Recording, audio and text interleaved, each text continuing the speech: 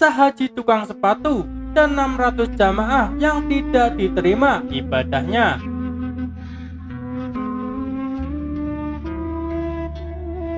Kisahnya disampaikan Abdullah bin Al-Mubarak Al-Hanzali Al-Marwazi, seorang ulama ahli hadis terkemuka asal Khurasan. Selain ulama, dia juga adalah seorang pengusaha sukses yang gemar menjalankan ibadah haji dan berjihad di jalan Allah.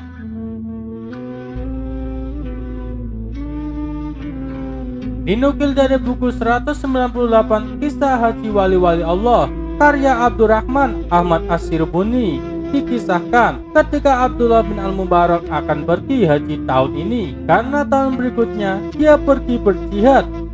Demikian seterusnya berselang-seling, itulah kesibukannya selama bertahun-tahun. Di Mekah, Abdullah bin Al-Mubarak juga memulai usaha dagang yang keuntungannya selalu dia bagi-bagikan kepada para muridnya dan fakir miskin di sekitar kota Mekah. Setelah membagi-bagikannya, dia akan menghitung biji kurma yang mereka makan. Siapa yang paling banyak makan kurma, maka diberi hadiah 1 dirham olehnya setiap bijinya, katanya.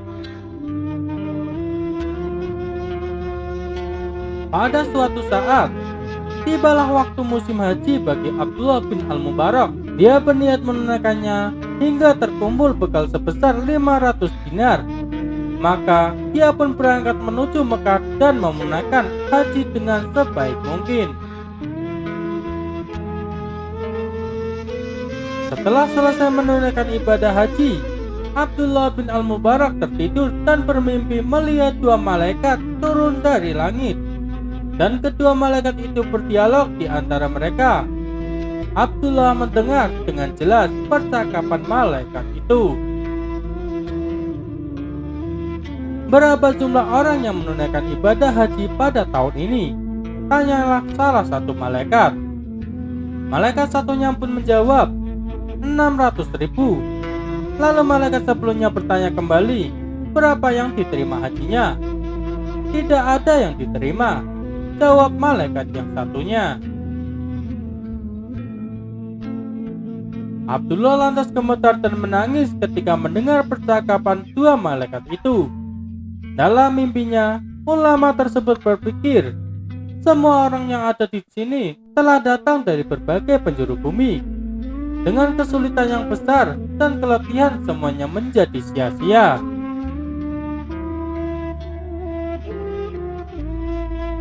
Tak sampai di situ, ternyata 2 malaikat itu melanjutkan percakapannya.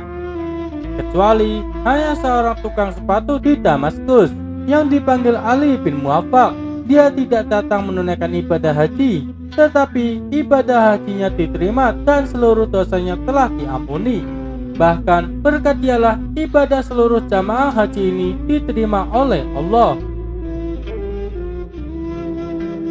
Setelah mendengar percakapan tersebut, Abdullah ibnu Mubarak langsung terbangun. Dirinya memutuskan untuk berangkat ke Damaskus menemui Ali bin Muwaffaq. Setelah selesai menunaikan ibadah haji, sesampainya di Damaskus, Abdullah mencari-cari kediaman Muwaffaq hingga akhirnya berhasil dan tiba di depan rumahnya. Dia mengucapkan salam sambil lalu mengetuk pintu. Lalu dibukakanlah pintu itu dan Abdullah menceritakan perihal mimpinya. Tak disangka, cerita tersebut langsung saja membuat Muwaffaq menangis hingga jatuh pingsan. Atas permintaan Abdullah, ketika tersadar Muwaffaq menceritakan perihal hajinya. Dirinya bercerita bahwa selama 40 tahun memiliki keinginan untuk melaksanakan ibadah haji. Maka dari hasil berjualan sepatu telah terkumpul dana sebesar 350 dirham. Pada saat itu, istrinya yang tengah mengandung mencium aroma sedap dari masakan tetangganya.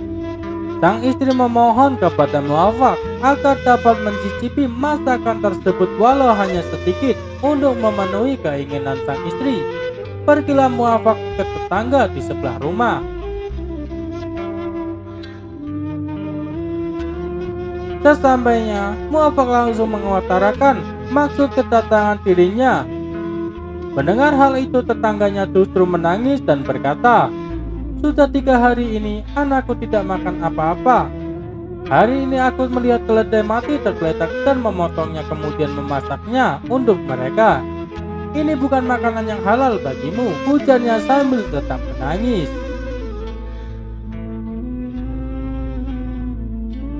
Cerita tetangga tersebut membuat hati Muafak sedih dan terharu. Dirinya memutuskan kembali ke rumah dan mengambil tabungan hajinya, lalu diberikan kepada tetangganya yang sangat membutuhkan. Muafak berkata, "Belanjakan uang ini untuk anakmu." Dalam hati dirinya berkata, "Inilah hajiku." Demikian perjalanan hajiku, pungkas Ali ibnu Muafak kepada Abdullah bin Al-Mubarak. Setelah mendengarkan cerita Muafak, Abdullah berkata, "Malaikat berbicara dengan nyata di dalam mimpiku dan penguasa kerajaan surga adalah benar keputusannya," ujar Abdullah bin Mubarak membenarkan mimpinya. Wallahu alam.